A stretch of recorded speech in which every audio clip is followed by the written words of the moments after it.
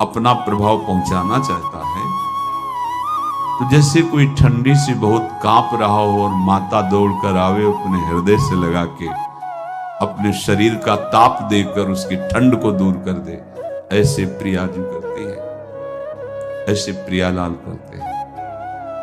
ये कहा कहो बड़ भाग, नित नित रति हरिवंश हित, नित बरधत अनुराग, यह जो कृपा हरिवंश की। ये अपनो भाग आपन मुख, कहा तुझ श्री हरिवंश बल, हरिवंश भरोसे भय निडर, सुनित गर्जत हरिवंश बल। देखा है कष्टों की बौछार है, ऐसे जैसे ऊपर से वर्षा हो रही है, भगवान शेष फणों का छत्र, संवर्तक मेघ प्रलयंकारी वर्ष रहे, गिरिराज जी का छत्र, ऐसे भक्त को कृपा छत्र से हर समय सुरक्षित रखा जाता है। भक्त बनने के लिए कोई विशेष लायकात की आवश्यकता नहीं। मैं समस्त गुणों से हीन, पर मैं अपने प्रभु का, बस यही लायकात है।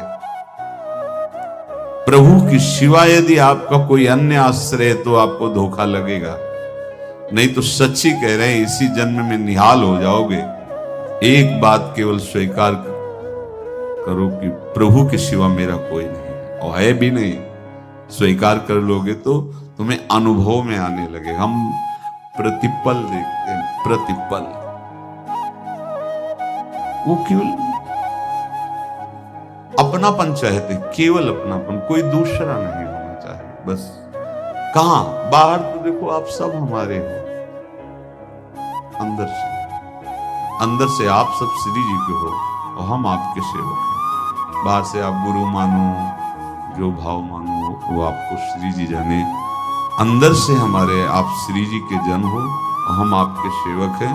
बाहर से कुछ भी व्यवहार मानो, कोई बाहर से व्यवहार का कोई अस्तित्व नहीं, अंदर की बात का अस्तित्व होता है। आप सब हमारी स्वामिनी के परिकर हो, हम आपके दास हैं।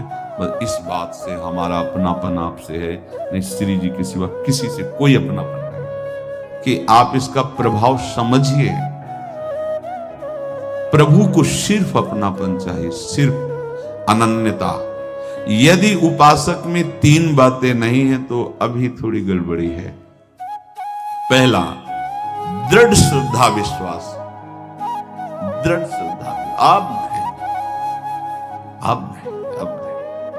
अब तो हाथ उठने का समय आ गया। अब क्या, अब नहीं, अब गाहक मत फंसाओ, बाजार बंद करो, हाथ उठा लो, चलो अपने घर चलो, समय आ गया, घर चलने का समय है। नहीं तो कलयुग अपनी बाजार ऐसी फैला देगा कि भूल जाओगे कि घर भी जाना है। दूसरी बात, जो गुरु ने भजन दिया उसमें तत्परता,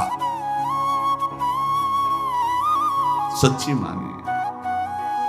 जीवन भर कभी इस प्रमाद को गुरु कृपा से आने का अवसर नहीं दिया गया कि चैन से सोए हों और चैन से खाए हों। पूरे जीवन कभी सुविधाओं को स्वीकार नहीं हुआ, पर साधन मार्ग में कभी भी शिथिलता नहीं हुई, तत्परता है। प्रभु पर पूर्ण श्रद्धा विश्वास और गुरु प्रदत्त साधन पर तत्परता। और तीसरा खास विषय, इंद्रियों से भोगों को न हो। तब ये जो रंग है परमार्थ का, तब अब दो चार माला की मनमानी आचरण किए कहते हैं हमें भगवदानंद की स्फूर्ति नहीं होती। आपने रास्ता रखा है भगवदानंद का, बाजार लगाए बैठे हो अंदर हृदय में, अन्य आसों की, अन्य भोगों की, अन्य चाहों की, अन्य मान्यताओं की। अरे खाली करो, ये सब माया का खेल है। एकमात्र प्रभु, बस जब ठन जाएगी ये बात। अच्छा गौर से देखो क्या है, जब चलोगे तो क्या होगा, चलने की तो सोचो, उस दिन की सोचो जिस दिन चलना है, और किस दिन चलना है पता ही नहीं है, तब तो और होश में हो जाओ। आपको कोई भी यहां सहयोग देने वाला नहीं, कोई भी वस्तु आपकी नहीं, कुछ भी आपके साथ नहीं जाएगा। तो होश में हो जाओ, संभाल लो, आगे की गति मत बिगाड़ो। तीन बातों पर ध्यान दीजिए। श्रद्धा और विश्वास अटूट अपने इष्ट पर।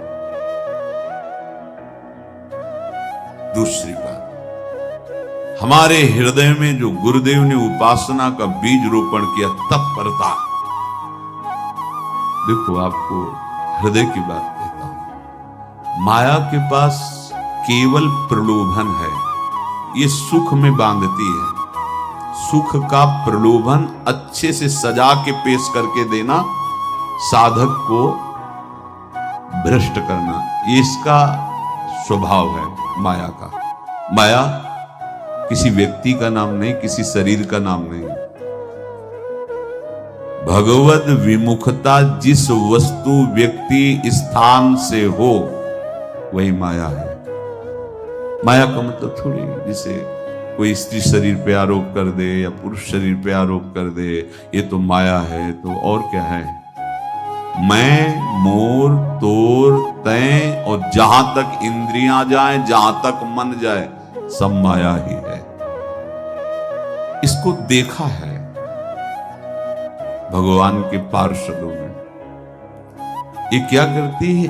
चमकीली लेबिल लगाकर, सुख का चारा डाल करके जीव को बांधती है। इससे सुख मिलेगा, बहुत सुंदर है ये वस्तु, ये शरीर, ये व्यक्ति, ये स्थान, ये पद, इससे वो बांधती है।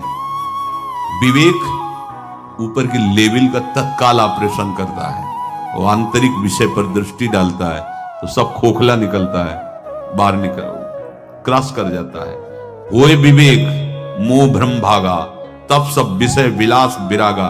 अज्ञानी उसी आकर्षण सुख में बंध जाता है, और सुख तो था नहीं, बंधन इतनी जोर का हो गया, अब मुक्त हो सकता नहीं, तो उसके हृदय में लगता है इसके बिना जी नहीं सकते, इस नशा के बिना, वस्तु के बिना, व्यक्ति के बिना।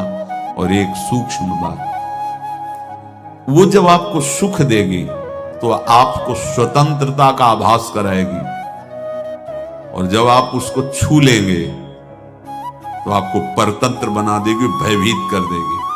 तो आप डाउन होकर के अपने अस्तित्व को मिटाकर पूरा जीवन बर्बाद कर देंगे। इन शब्दों को लिख लो, अपने हृदय में लिख लो। माया सुख में बांधती है नहीं उसके पास सुख। जिसे तुम सुख समझते हो वो सुख नहीं, बिल्कुल सुख नहीं, वो सुख की छाया है, तुम्हें समझ पड़ती नहीं, ये गिरधर की माया है। उस सुख का बंधन, आप देखो कुछ भी क्रिया करते हो माया जनित, तो प्रलोभन होता है सुख मिलेगा, और जिस समय सुख मिलने के लिए आप लालायित हुए, उस समय सुख भोगने की स्वतंत्रता आपको दे देगी। लो, आप समझ रहे हैं हम स्वतंत्र स्वामी होकर सुख भोग रहे हैं? नहीं, अब भोग लिए ना, अब गुलामी उसकी सहो। अब तुम्हें वैराग्य हो रहा कि मैं नहीं भोगूंगा, तो उसकी दृष्टि बदलेगी। समझ रहे हो? अब आप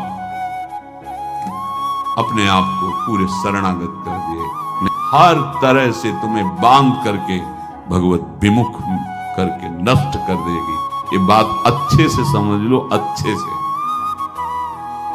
इस सुख का प्रलोभन देकर बांधती सुख है नहीं, क्योंकि आप उपासक हो। जब सुख में उतरोगे तो कितने दिन फिर आपको घृणा होगी कि अरे धिक्कार हमारे जीवन, फिर लौटने का चांस नहीं रहेगा। ध्यान से सुन लो, लौटने का चांस नहीं देगी माया। तुम्हारी ऐसी आंतरिक कमजोरी हो जाएगी, ऐसी वृत्तियां कमजोर हो जाएंगी कि तुम उस माया के इशारे पर नाचोगे, उसके विपरीत तुम बोलने की भी ताकत नहीं रख सकते। मान लीजिए, विषय चुगा जिन चुगे, कछुक चुगत सुख होए, फिर जो फांसी ऐसी लगे, तेसम दुख न को। ये अनुभवी महापुरुष रसिक शेखर श्री ध्रुवदास जी महाराज कह रहे हैं। तो तीसरी बात का संयतेंद्रिय,